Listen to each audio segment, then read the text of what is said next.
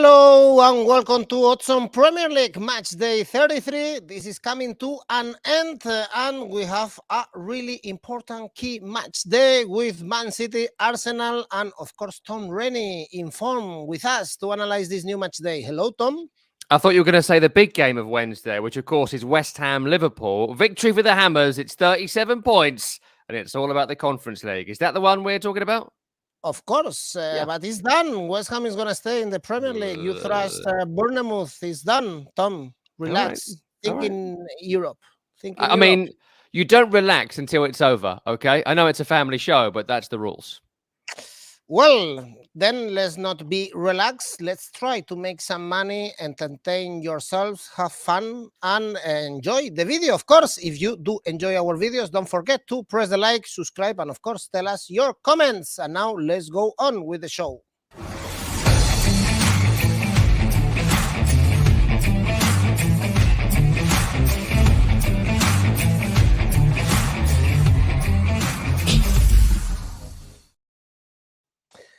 Well, unless you are a Tottenham fan, I guess in this case, perhaps you are not enjoying the videos, you are not enjoying football, you are not enjoying the Premier League. Yeah. If you are not a Spurs fan still, let's hope to enjoy this video, Tom, and make some money. Tuesday, we have 3 games. Wolves, Crystal Palace, important for the relegation battle, although both teams are almost safe, especially Crystal Palace still getting points with Roy Hodgson. The last game was a goalless draw against Everton, but 9 points away from relegation. For Wolverhampton, they are still in the battle because they lost against Leicester, but 6 points away from Everton. I think 1 month ago, if we told them that they are going to be in this situation in the table and in the standings, they will be very happy.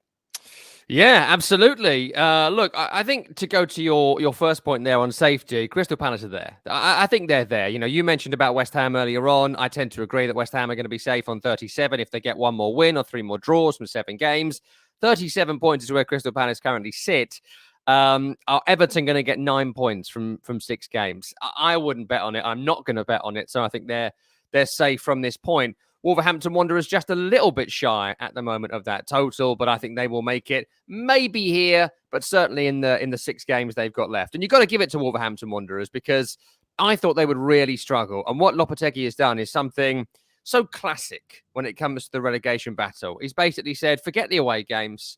Win every game at home. I don't care about the opponent. I don't care about what their goals and ambitions are. We win our home games. They're staying up this year.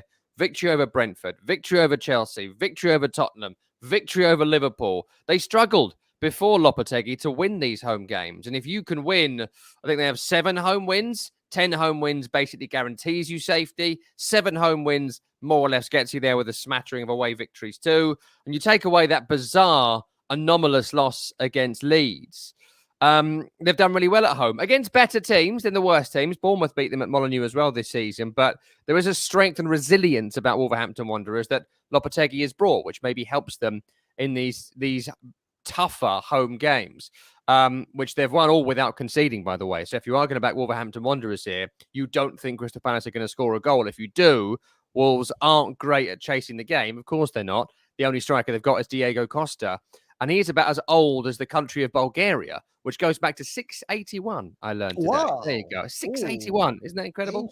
The first king of England was in like 900. So Bulgaria is 300 years older. It's a whole thing. And that's when Diego Costa, I assume, lived there because he's so old, okay? He's so old is my point. But he might play. There's some doubts about his fitness, but he might play. He's been good last couple of games as well. As for Palace, look, their little burst of form was classic new manager bounce. I spoke to some people at Palace who basically said Hodgson came in and just lifted those clouds and released the shackles, to use 2 metaphors, on what was happening at Crystal Palace. Vieira was in full second season Vieira syndrome, where he's been at every club he's been at. Everyone tires of him. He's not got a big personality over time. People get a bit bored of his message. And I think he got a bit indifferent to Crystal Palace as they got indifferent to him. Hodgson came in and has said, hold on a minute. I got us 12th in the Premier League and I had James MacArthur at number 10. And now I've got a Berry Eze and Michael Elise. I mean, let's go and attack them. Let's get out there and win. And that's what he did for 3 games. Not so good last week against Everton, but at 37 points, I think Roy Hodgson's a very shrewd and pragmatic customer. He knows the job is done. He knows the 10 points he's got in 4 games has got him over the line. And they're safe now. So in this game, look, 2 scorelines. Number 1, Wolverhampton Wanderers win without conceding. Why? Because if they're going to win, they're going to win without conceding. That's what they do. My personal tip here would be double chance it with draw and Palace. Why? Because Palace have got goal-scoring threat. If they score first, I think they go on to win the game. So I'd certainly back first goal wins in this match. But at 3.5 for Palace, at 3.5 the draw, there's some good money to be made there. And Wolves, even on good form, they've struggled against the strugglers and beaten the better teams. If we keep that pattern going, they don't win here. Well, Wolves, Crystal Palace, talking about age and about Diego Costa, you know that this weekend we saw the oldest footballer playing in a professional league in Portugal. Yes, it was King Kazoo. It's called Miura, if I'm not wrong. Yes, but his nickname, I'm pretty sure, is like King Kazoo for some reason. I don't know why, but I think it's because he was originally used to play for Nottingham Forest, the club founded in 1865. And I think maybe he played the kazoo when they walked out in that game. That's the reason. Yeah. 55 years old, perhaps Diego Costa is 53, could be. I want to see that passport. We all want to see that passport. No way. Not a chance. Well, next game, Aston Villa, Fulham, perhaps for European spots, for sure, for Aston Villa. They got a point against Brentford. Great run of fixtures, 5 victories, 1 draw. They can overcome Tottenham, I think, if things go as they are doing right now, as they are going right now in the Premier League. But Fulham is still a tough opposition. They are committed to winning games. They beat Leeds and they beat Everton in the last 2 games. Terrific game, this. Really, really terrific game, because I think you got 2 good teams. Both hit a little run of form again. Didn't see this coming back round again for Fulham, but really good, I thought, in the victory over Leeds at the weekend. Impressive as well when they went to Everton and won.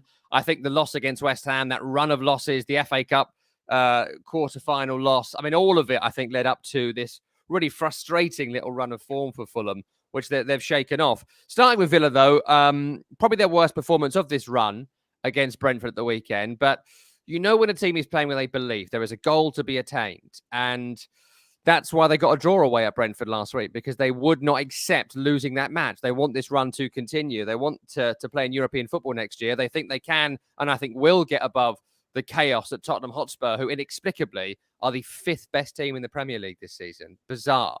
So what do you look at here? Well, Watkins didn't score in the last game, but 20 shots in his last 9 Premier League appearances. So if you like shots and shots on target, you get Watkins 2 shots on target for around 2-1. Watkins to score as well, and Villa to win. Double that up with a score, 1-0, 2-0, 3-0, Watkins to score first. Depending on how brave you are, that's a 10, 15 or 20 pound victory you could be getting there. And I quite fancy that. Watkins to score and Villa to win, though it didn't happen last week. It's happened more often than not in recent weeks, and I still don't think that run of form has come to an end as yet. For Fulham, look, I think the last 2 performances were very good, but they've beaten poor teams. When they've come up against good teams recently, they've struggled against Arsenal, against West Ham most specifically.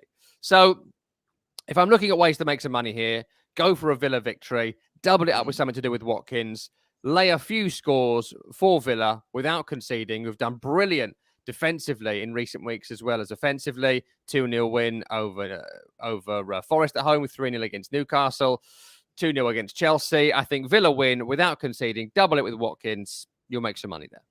Aston Villa to win and keeping a clean sheet is 3.2, so really good odds. We had a comment last week telling us that we were saying fake odds, that the odds were very high, and they are not fake, but they are the highest in the market. That's why we have this odds comparison, Oddspedia, and you can see below actually the bookmaker offering these odds. If you think the odds are fake, it's because your bookmaker is offering really low odds. So just compare, sign up, and grab the best odds. For instance, Aston Villa to win 2-0, 3.2. And a key game this Tuesday.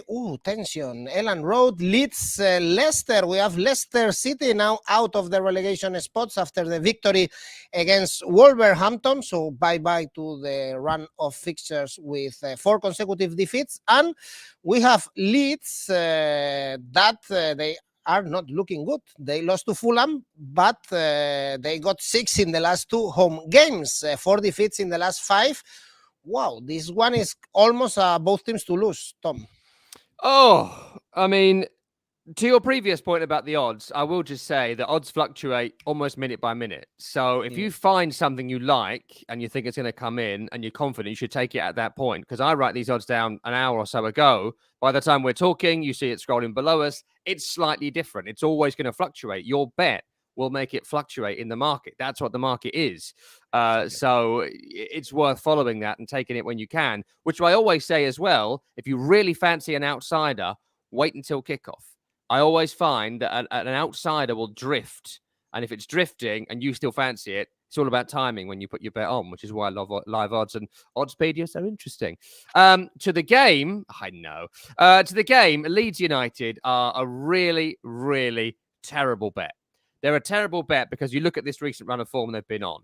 The victory over Nottingham Forest, I thought they would win that, but I thought that would be the start of a run of victories. Never saw Palace coming, never saw 6 concessions against Liverpool, and certainly never saw them going 2-0 down against Fulham at the weekend. And there are some bookmakers, if you bet on a team to go 2-0 up, they'll pay out on 2 up. It's slightly less odds, but it's worth looking around the markets for, because sometimes you'll get paid out on that. So if a goal gets pulled back, 2-1's a very common scoreline, the most common scoreline in football, then you'll get paid out ahead of time. So it's, again, worth looking for that market. But just horrible. I mean, I really couldn't tell you. A lot of these teams, I'll tell you something to do. With Leeds, I would just say avoid anything on them. Leicester, very similar as well. You know, they won against Wolves at the weekend, coming from behind as well, very impressive. Dean Smith did something really interesting and tried a new formation. Straight up 4-3-3. Who's my attackers? Well, they're Daka, Iheanacho and Vardy. Fine, play them. And they went on to win the game. How much that helped, I don't really know. But if a team has won 8 games, I tend to believe they can win matches. The teams that go down tend to win 8 by the end. 8 victories already. It's the defeats. They can't turn times they're losing into draws. And that's why I'd even avoid the draw market here. What would I suggest? I'd suggest go goals. Goals, goals, goals, goals. Look at the last set of Leeds games. 1-5, 1-6, 2-1. Last set of Leicester games. 2-1, 3-1. There's a 2-0, 2-1, 2-1. All but one of the last 10 games between these two, both teams have scored. So, back both teams to score. Back the over, because both teams, their defending is so bad, their defenders should be in prison. It's criminal the way some of these guys go about their defending. Both teams score. Feel free to pick a winner after that point. I can't pick one for you, but 1-2, 1-3. Over, over, over. I feel the odds are very low for both sides, to be honest, to trust either Leeds or Leicester. Both teams to score is your pick, or over 1.69 for both teams to score. And actually, Leeds is the team with the highest ratio in the Premier League with both teams to score, 20 out of 32 games, and Leicester 17, 53% of their games. So also the stats back your tip, Tom.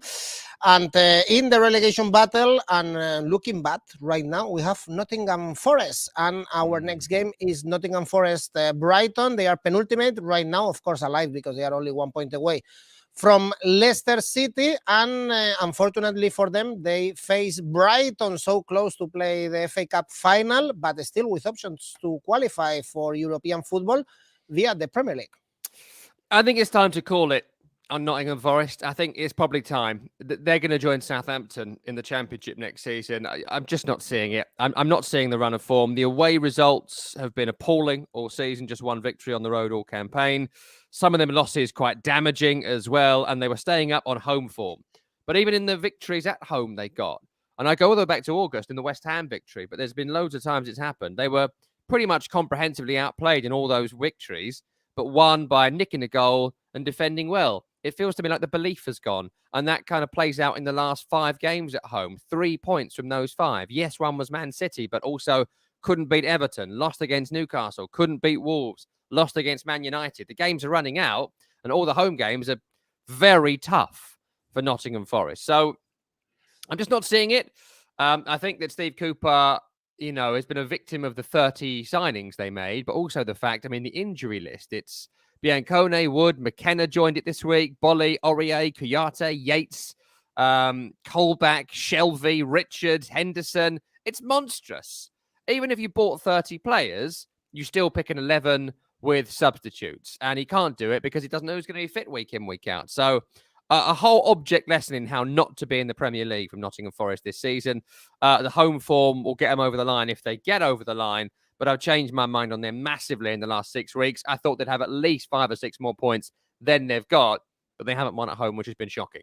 If you are going to be betting on Nottingham Forest here, you look at Brennan Johnson, terrific player in terrific form. If you want to back him to score first and Forest to win, you get that for around 30-1, 40-1. If you want to pick a scoreline, I don't recommend one scoreline, but lots of bookies will give you multiple scores. So Brennan Johnson scores first and Forest win 1-0, 2-0, 3-0. 3-0 is wild, but you'll make some money that way. 6.5-1 is fine for Nottingham Forest to win, but I just wouldn't back it, right? I personally wouldn't back it. Why?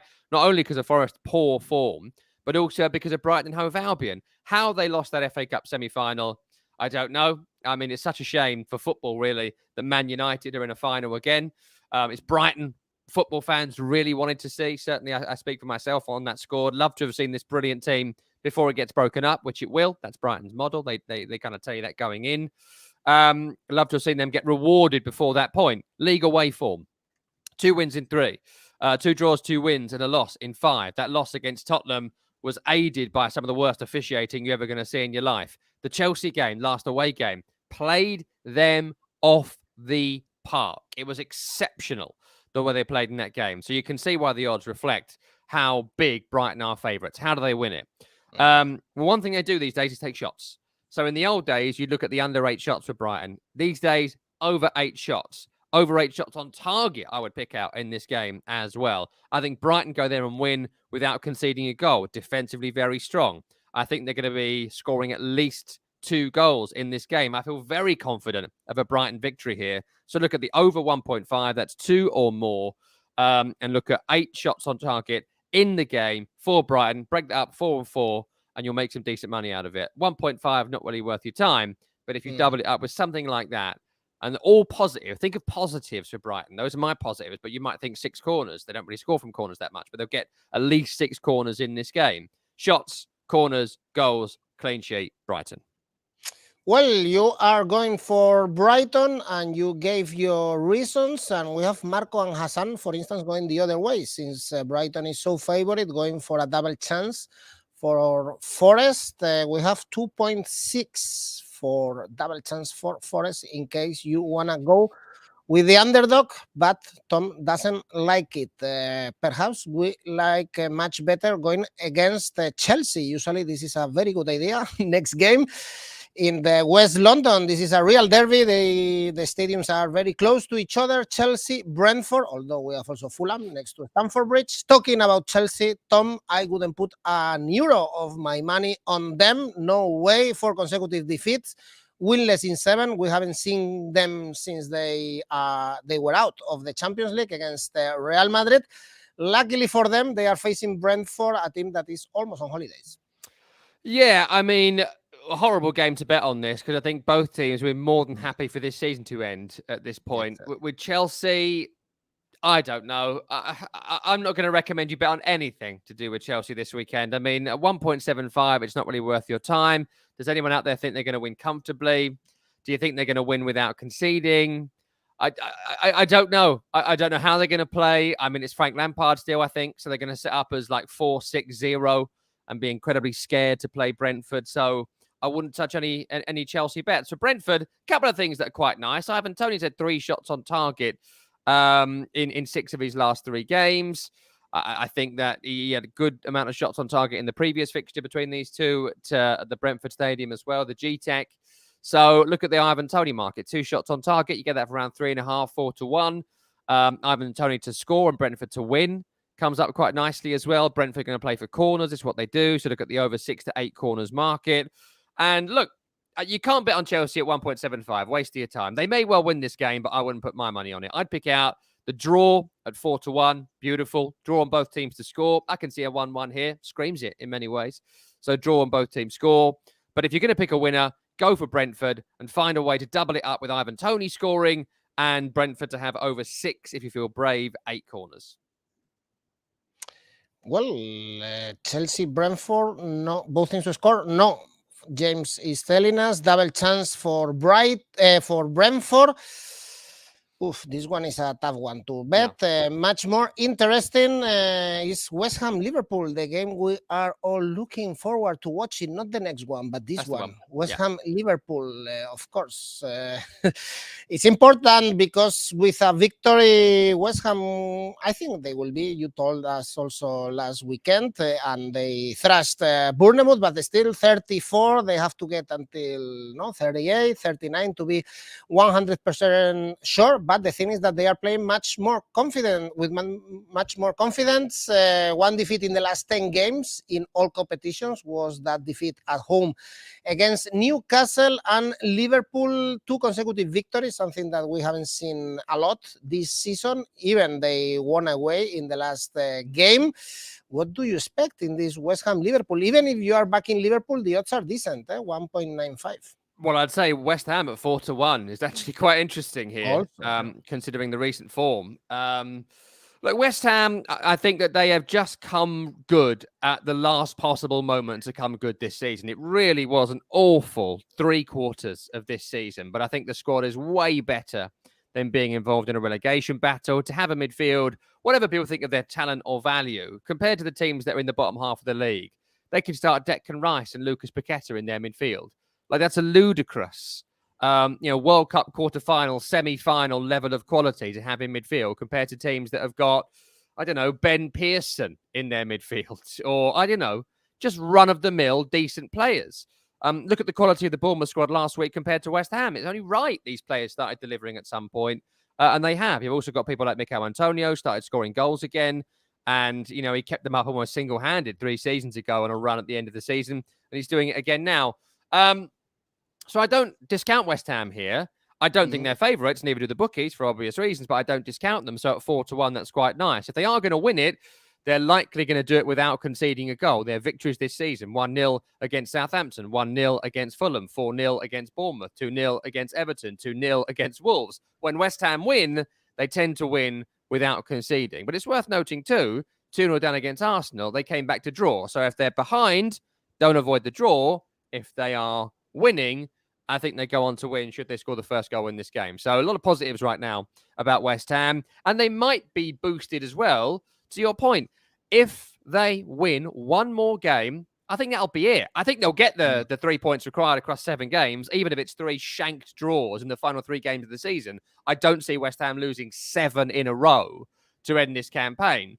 So I think they're going to make it. I think they'll be thinking, we want to finish 11th and not 17th, as everyone will be thinking down there. And I think maybe West Ham will feel they can do that. So don't discount the draw. Don't discount West Ham. And a double chance for West Ham brings probably around 2-1 for West Ham and the double chance. That's quite nice here. For Liverpool, away from home, that's been the Achilles heel this season, right? That's been the big problem. Victory, as you mentioned, against Leeds last time out was their first win in 5 or 6 on the road. Before that, it was just 2 points from 4. So still not particularly great away from home, and their deficiencies are well known. They can score goals. Look at this run of form, even when losing. They've been able to score goals in games. Even when they've been thrashed by City, they still nick one. So if Liverpool are going to win this game, I think you look at high scoring. I think you go the over 2.5 in the game. Liverpool win 1-3, 1-4, and maybe score some late goals. If they're winning, you can see Liverpool on the break destroying West Ham late on with a couple of late goals. Look, to me, I think the safe bet here is both teams score. Both teams score over 2.5. I think it'll be entertaining. I think it'll be really interesting. Always look at the West Ham corner market, over 6, over 8, and to score from a corner. Personally, it screams draw. It screams both teams score and a draw. And I think West Ham would probably take that. Well, it's 1.6 for both teams to score. Hassan is telling us that this game screams both teams to score. The double chance for West Ham is also really good. Odds as high as 1.99. Usually it's around 1.9. So it's also really good. So we have very good odds for this West Ham Liverpool. And the next game, Man City, Arsenal. We were so sure that Arsenal was going to beat Southampton, but they were shooting on the foot. 3 consecutive draws. Still, if we look at the table, they have 5 points difference with Man City, with 2 games in hand for Man City. Remember, but I guess everyone here, Tom, thinks that Man City is not that they are going to win, is that they are going to thrash Arsenal, I would say. Remember that the game at the Emirates was 3-1 for Man City, and I was checking at the head-to-head between these two teams is astonishing. The last 7 games were Man City victories. If we have to go for an Arsenal victory in the Premier League, was in 2015. Wow. Yeah, I think not Santi even born. Cazorla. No, it was just Diego Costa's 75th birthday, I think.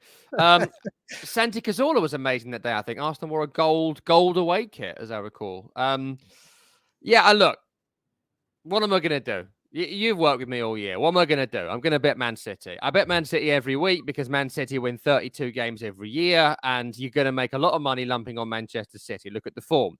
It's 5 wins in 5. It's 8 wins in 10.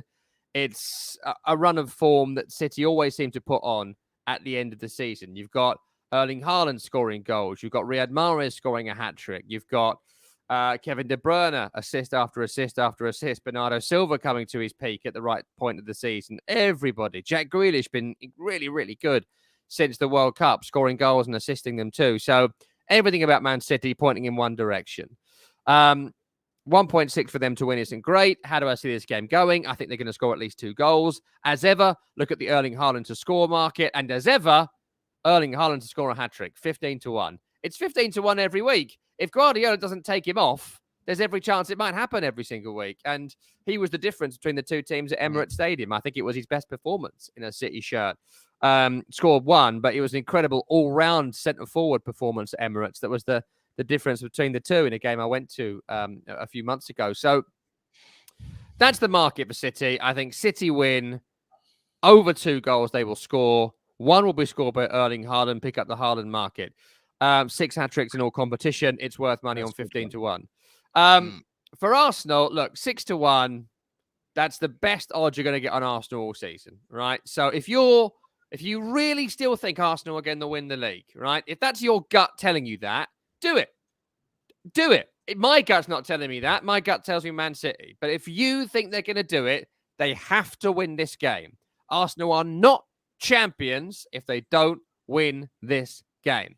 And they're capable, right? Very, very good players. Martinelli, Saka, Jesus, they can score goals. If Thomas Partey stops playing as bad as he has in the last 3 or 4 weeks, they lift their form instantaneously. It was awful last week, I thought. If Xhaka is fit and they haven't got to play that useless Fabio Vieira, that lifts everything up. So essentially, it might only be William Saliba of the first team missing. I know it's a big loss because Rob Holding is a perfectly competent footballer, but he's not anywhere near that quality. That could be an issue. But if you fancy him, Arsenal will need to outscore City. That's the only way they win. They do not keep a clean sheet. They have to outscore them. So that means if you go Arsenal win at 6-1, you can also make some good money with over 2.5, over 3.5. They've got to score, in my view, 3 goals to win this game. I don't see it, but I also never saw Arsenal having 75 points after 32 games. But my pick, City and high scoring. Actually, the odds for high scoring game are high. I would place them lower, so I think there is value here. Over 3 goals is 2.08, so I expect as well easily 4 or 5 goals in this game. We saw 4, remember, at the Emirates. Tell me in the comments, who are you backing if you are still a believer for Arsenal, or you think Man City are going to win the Premier League? Gabriel Jesus to score and Kevin De Bruyne, Datsun. Check the market for the robot to score a brace. Actually, I think this is a very good idea to check Haaland to score. He didn't score in the FA Cup semi-finals. Let's see what happens in this big game, the second biggest game of this match day after West Ham, Liverpool, but still kind of interesting. And for Thursday, we have 3 more games. Everton, Newcastle. This one is a good one. I read a tweet the other day on Newcastle, how the hell they are doing this season with the squad. And to be honest, if you look at the starting 11 against Tottenham, it's surprising to see that they were thrashing 5-0 in 20 minutes Spurs, and they are third in the table, even with the same points as Man United. With this squad, it's not that they are bad, but perhaps they are not made to be Champions League team yet, but they are doing a great season. They are in really good form, 6 victories in the last 7 games. And unfortunately for Everton, they are going to Goodison Park on Thursday. Everton back to the relegation spots.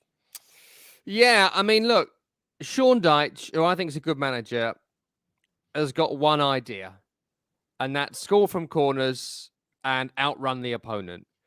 They've stopped scoring from corners, and they got outworked last week in the last game at Goodison by Fulham. And Crystal Palace, to be fair, once Holgate got sent off, they upped their game and got a decent draw there. But without Jordan Pickford, they wouldn't have got it. Look, they're going to stay up, Everton, if they are to stay up by winning home games. And that has tailed off in recent weeks. They won home games against Arsenal, against Leeds, and Brentford 1-0. Score from a corner, score some shonky, useless goal, and then don't concede. Defend like your life depends on it. That was enough for a while. Suddenly it's not. Couldn't beat Tottenham when Tottenham were rank awful. And I think this game is going to be far, far too difficult for them. They do not have a goal threat.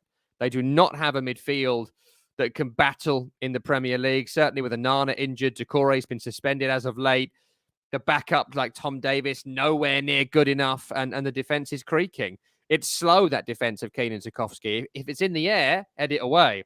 Intricate little players buzzing around you like Willian and Harry Wilson in the last game against Fulham at Goodison, you're in massive, massive trouble. Plus, draws aren't good enough now for Everton. If you're Sean Dyche playing for a draw, you're going to get a lot of draws.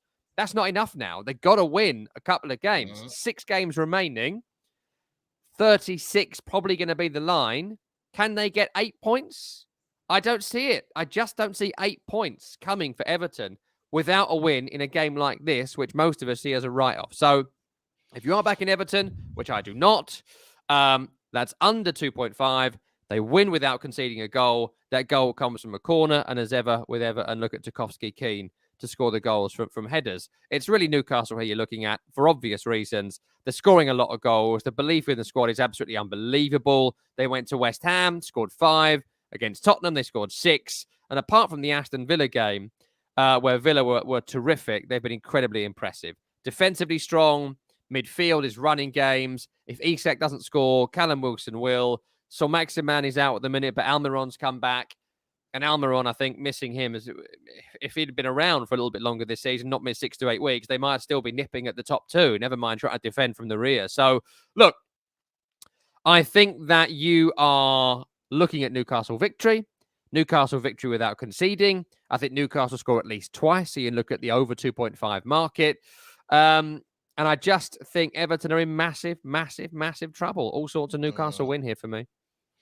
Well, at 1.8 is actually a good one. Hassan says that Newcastle to win easily this game. Very good odds, even if you go for an Asian handicap -1, for instance, Newcastle to win by 2. We have really good odds. And Everton right now in the bottom 3, and we have Southampton.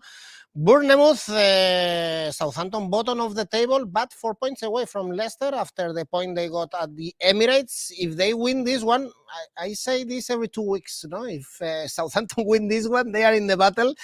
So they still have some options, and we placed Bournemouth as safe, but perhaps, Tom, if they lose this one after the really bad result against West Ham, they are dragged also again into the relegation battle. Yeah, I mean, look, on Southampton, I think they will go down. The only way they're going to stay up now is to win 3 or 4 games in a row. It does happen. It seems to happen a lot of years. Someone suddenly goes on an unexpected run of form and stays up. It doesn't happen to every team. But why not Southampton? They've got to do it in this game. A draw is not good enough. They've got to beat Bournemouth and probably beat them in a way that lifts the spirits of everyone there.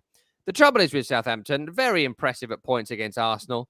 I thought the same in their performance against Tottenham a few weeks ago in Antonio Conte's final game in charge.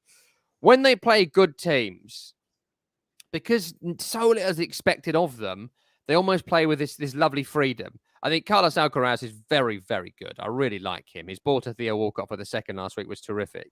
So there's goal threat there. but the defense is weak. It's really, really weak. 56 goals conceded speaks for itself. The home form, 2 points in 5. One victory over Leicester in 5, in that run, 2 points in 5 overall. It's just not good enough. This is a must win. I know we say must win a lot, but they have to win this game to be in the battle. If they go down to 5 games remaining, 4 points adrift, the other teams are all going to pick up points here or there. You've got to win against Bournemouth. You have to win against Bournemouth. If they are going to do it, they're going to do it here without conceding. If you look at their wins this season, Leicester City most notably against the teams around them, they score a goal, they shut up shop. Ruben Celes makes 5 changes. They keep the fresh legs coming in, indifferent player for indifferent player, and get over the line. A few injuries, no Maitland-Niles, Bednarek, Salisu, Livramento, Shea Adams probably missing, who's been a huge loss up front. All sorts of issues there. And they have to win it. Will they? I wouldn't bet on Southampton. I certainly wouldn't. For Bournemouth, awful against West Ham. But West Ham were very good, as we discussed earlier. That was the kind of West Ham I expected to see all season. We're finally seeing it. But Bournemouth, they want to stay in this league. I say it to you a lot. They want to stay in this league so desperately that they pulled off results no one saw coming. This is a championship squad. Make no mistake. They should be bottom of the league on 15 points. So to be where they are is incredibly impressive. They are a win and a draw away from safety. 37, I think, will be enough. Everton, Forest, Southampton, Leicester are not going to get 37. Same for Leeds as well. So they are 4 points away, in my view. And they will target this game. They have got better offensive talents than Southampton. Billing, Solanke, Utara, players who can score goals. Defensively, I think they're more organised. Their goalkeeper is better. And they'll be daring. They'll go to this game and dare to win. If I was to pick a winner, I'd pick out Bournemouth. I definitely wouldn't bet on Southampton because I don't see any money in even at 2.4, 2.5. So on a gut call, I'd go for Bournemouth. If you want to make some money on it, I'd probably be looking at the under 2.5. Pick a winner from there, but it screams 1-0 either way. Well, odds are terrible for sure to back Southampton. Remember that they are the worst team at home with only 2 victories. So for sure, avoid these odds. Even if they win, there is no value on that. And Bournemouth, remember that they won the last 2 away games against Leicester and Tottenham. And talking about Tottenham, our last game is Tottenham Man United. I was watching again the contest press conference in Southampton after the defeat against Newcastle. And we have to say that he was completely right. The players are not delivering. It was outrageous, the performance against Newcastle, and they are in really bad form. Only 1 victory in the last 5 Premier League games. If they keep going like this, they won't play European football next season. And talking about Man United, Tom, luckily for them, they are in the FA Cup final, because it would be also a tough end of the season with the defeat in the Europa League, playing really badly against Sevilla and out of the FA Cup final. It would be very, very sad as well. Yeah, I mean, look, what do I say about Tottenham here? I really don't know. I mean, the Conte sacking, though it made sense because he was desperate to get sacked and he got himself his payoff with his rant at Southampton. Pathetic, really. They should have said to him, no, you've got to see the job out. You've got a contract as a job. You can resign if you like, but you've got to see the season out. Because the other option was to bring in his mate, his number 2, an actual caretaker, I think, whose job was to put out cones and sweep the floor in Christian Stellini. I spoke to you after the Everton game where I just said, this can't go on. It just can't go on. They're so poor. They're so disorganized. There's no leadership. There's no tactics. He's got no idea what he's doing. The players don't believe in him. He doesn't believe in them. You cannot allow this 4 or 5 games to drift because they won't get Champions League football. And if they don't attract the manager they want. They don't have the budget in the summer. It's Harry Kane's last season, next season, more than likely. It's wasted. It's totally wasted. They are wasting Harry Kane next season by the end of this season. And against Brighton, how they won that game, criminal. They won it. And it was awful refereeing that stopped Brighton winning it. The performance against Bournemouth was shockingly bad.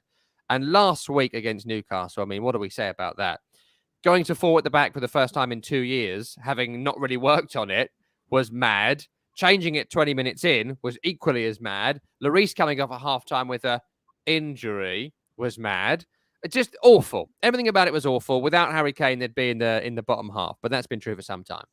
if you are going to bet Tottenham here, 11 home wins is very respectable in the 16 wins they've got this season. Despite the Bournemouth loss at home, they're one of the best teams in the league this campaign, even though they've been horrible to watch. So if Tottenham win, they win with a Harry Kane goal. Harry Kane is carrying this team on his back. If they are to win, Harry Kane will score. And he's had a terrific individual season as well. We forget just how impressive Harry Kane has been this season because Tottenham have been so awful to watch. 24 goals in the Premier League. Astonishing for Harry Kane.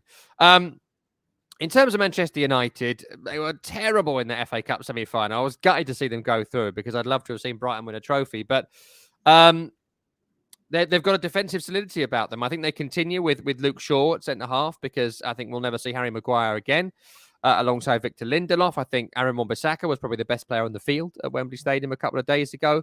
Fernandes in good form. Looks like he should be all right. Some talk of an ankle injury, but I'm sure he'll be fine. Rashford being back. Not quite recaptured that form of 3-4 weeks ago, but I think it will come. Martial is doing a good job playing up front, certainly better than Wout Weghorst, the other option. So lots of positives about Man United, plus Antony seems to be hitting a little run of form. You look at the way they play as well. They're a classic counter-attack team, Manchester United. It's why they've got 7 away victories this season. It's why they went to Nottingham Forest and won. It's why they won at Leeds United. And you take away going to really big teams, really good teams in good form this year. They've picked up some really impressive away results. So look, how's this game going to go? I think I wouldn't touch Tottenham because of the crisis there. If you want to, you do it with Kane scoring and having a couple of shots on target. And that's how they win the game. But for me, Man United, 2.5. Beautiful, beautiful, beautiful. You don't get that a great deal. So back them to win at 2.5. If you want to make some additional money, look at both teams to score. Kane scores for Tottenham, but Man United score more. 1-2, 1-3. Man United on the break. Tottenham getting desperate in disarray. Late goals for Man United too. Look at the goals from the 70 to 90 minute market. And I'd pick Man United with both teams scoring here. Actually, we are not used to see these really good odds for Man United. I think it's the second time I say this in a couple of weeks. Yeah. But still, they are not winning lately a lot, but the odds are very good, to be honest. 2.5. United to win in correct score 3-1 for Marco. Sky is going for Tottenham to win 4-2. Bruno Fernandes to score. Your friend Tom, you said he had an angry face, but he's a very good football player for sure. And perhaps he's a lovely person outside the pitch, we have to say. And well, we've analyzed all the games. Before we go to your safe bet and your ACCA, we had a poll in our video about the oldest club in England, perhaps founded by Diego Costa, and most of our audience says it was Nottingham Forest, and they are correct, although it's disputed, Tom, because it might be Crystal Palace as well. We have to contact someone that was alive at that time. Diego, hello? Perhaps it was Crystal Palace 1861 or perhaps Forest 1865. They all claim to be the oldest club. Preston claim it. I think Wrexham claim it. Stoke City claim it. They all claim it. Get Diego on the phone. We'll find out. Please call us, Diego Costa, to analyze and to reaffirm our opinion about the matter. Tom, tell me your safe bet. Safe bet. I know it's not particularly safe, but there's not much out there this weekend I feel really confident in. So I'm taking Manchester City because, again, you're going to win 30 bets this season by picking Man City week in, week out. So I go for it. 1.63. Double it up with my suggestions earlier. There's money to be made. And never with these good odds, of course. 1.6 for Man City to win at home. And your ACCA? So ACCA this week, I'm getting annoyed with my ACCAs because I keep getting 2 of 3 and they're winding me up. So I'm spicing up a bit this week by picking 2 games for over 2.5 goals and a winner. So 2 games with over 2.5 goals. Leeds against Leicester. That's going to be a goal-scoring slugfest. City Arsenal has to be, because Arsenal, if they concede first, we've got to go all-out attack, and I think they're good enough to score at least 1 goal. So that means City score 2, and that makes the bet. And a Newcastle victory at Everton. That comes in here at over 5, 5.6. I think those 3 are going to come in. I've already laid it this morning, and I think you should do it as well. Hopefully, we will check on the ACCA on Friday when we have our next video. Tom, thanks for analyzing with us these midweek games. Thanks, everyone. See you. Bye-bye. Don't forget, press the like, subscribe. Bye.